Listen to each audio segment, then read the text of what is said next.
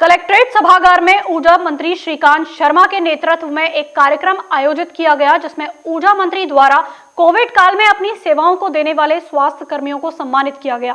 इस दौरान पत्रकारों से वार्ता के दौरान ऊर्जा मंत्री ने कहा कि जिन वार्डों में वैक्सीन की पहली डोज 100% हो गई है, उन वार्डों के सभासद, आशा कार्यकर्त्री बहनें, अपनी नगर निगम कर्मी आदि को सम्मानित किया गया है और उन्हें आगे भी अपनी बेहतर सेवाएं देने के लिए प्रेरित किया गया है।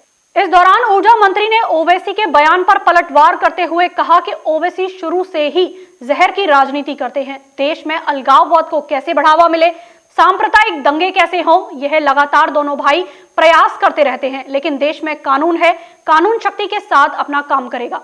बहुत निचले स्तर की राजनीति जनता स्वीकार नहीं करेगी। यह बहुत दुर्भाग्यपूर्ण है। ऐसे लोगों पर निश्चित रूप से कानून अपना शिकंजा कसेगा, लेकिन बहुत दुर्भाग्यपूर्ण है कि राहुल गांधी का इस पर कोई ध्यान नहीं आया, अखिलेश यादव का कोई बयान नहीं आया।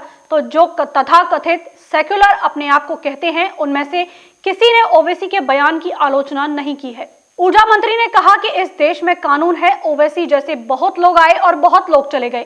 इस देश की जो भारतीय संस्कृति है वह आज भी कायम है। ओवैसी जहर घोलने की कोशिश ना करें। इस देश का कानून अपना काम करेगा। ओवैसी ने जो बयान दिया है उसके बयानों की कड़ी शब्दों में निंदा करते हैं।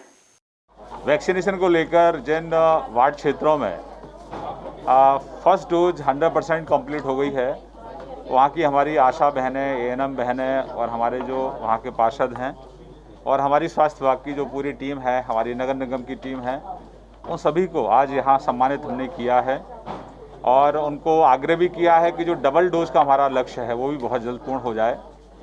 हमारी स्वास्थ्य विभाग की टीम यहाँ बहुत अच्छे से काम कर रही है और पूरे ज़िले में हमारा जो सिंगल डोज का जो लक्ष्य है वो हमारा 31 दिसंबर से पहले पूर्ण हो जाएगा।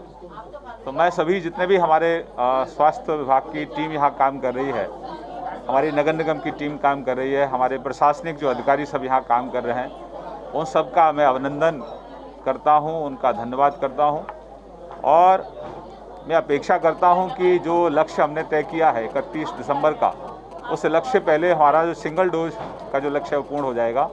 और नगर निगम क्षेत्र में कई ऐसे वार्ड हैं जहाँ हमारा फर्स्ट डोज हमारा कंप्लीट हो गया, लेकिन सिंगल डोज भी हमारी लगभग 65 से 70% का कार्य हमारा पूर्ण हो गया है।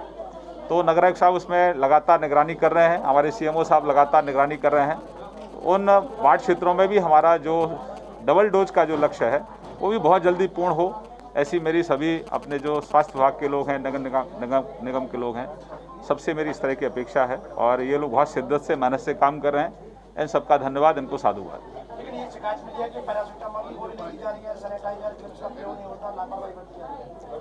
मैंने देखा कहीं 2 से 3% किस तरह की शिकायतें हैं, लेकिन मैंने यहाँ अभी सीएमओ को ये निर्देशित किया है कि जहाँ भी हमारे कैंप लगे हैं वहाँ पर्याप्त जो प्रोटोकॉल है अपने कोविड का, उसका भी पालन हो और जो मेडिसिन्स की आवश्यकता है वो सब मेडिसिन्स वहाँ हों। नाइट कर्फ्यू शुरू हो गया तो उसकी क्या व्यवस्था है? यहाँ प्रशासन बहुत चाक चौबंद है और जो कोविड गाइडलाइंस जो तय हुई हैं, जो नाइट कर्फ्यू तय हुआ है, उसका सही से अनुपालन हो, ये हम लोग सुनिश्चित कर रहे हैं। जनता से क्या अपील करना चाहोगे ऐसे में इससे बचाव? मैं सभी ब्रजवासियों से अपील करना चाहूँगा कि 2 गज की दूरी, मास्क है ज़रूरी।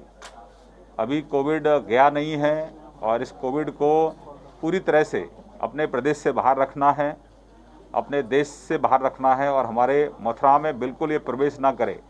उसके लिए सरकार के साथ साथ हम सबकी स्वयं की भी जिम्मेदारी बनती है कि हम अपने घर में कोविड को लेकर ना पहुँचें। उसके लिए हमें जो कोविड की गाइडलाइंस है उनका अनुपालन सुनिश्चित करना है, क्योंकि हमारा पूरा परिवार हमारे ऊपर निर्भर रहता है। हम काम के आधार पर काम के कारण हम घर से बाहर जाते हैं।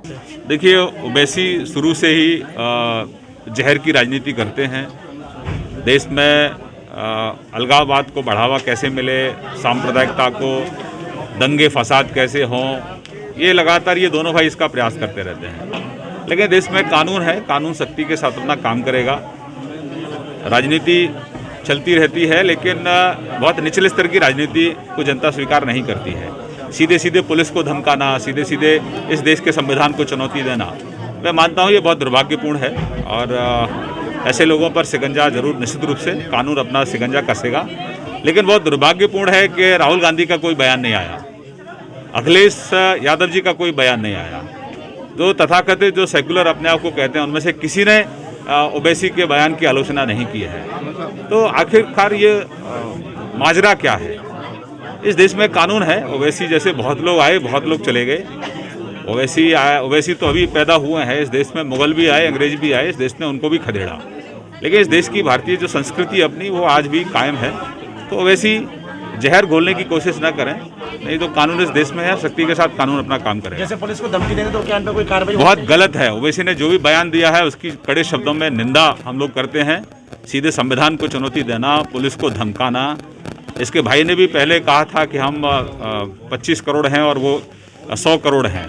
तो ये उसका बयान, जो ओवैसी का बयान है, वो बहुत निंदनीय है और इसकी जितनी भी कड़ी आलोचना की जाए वो कम है।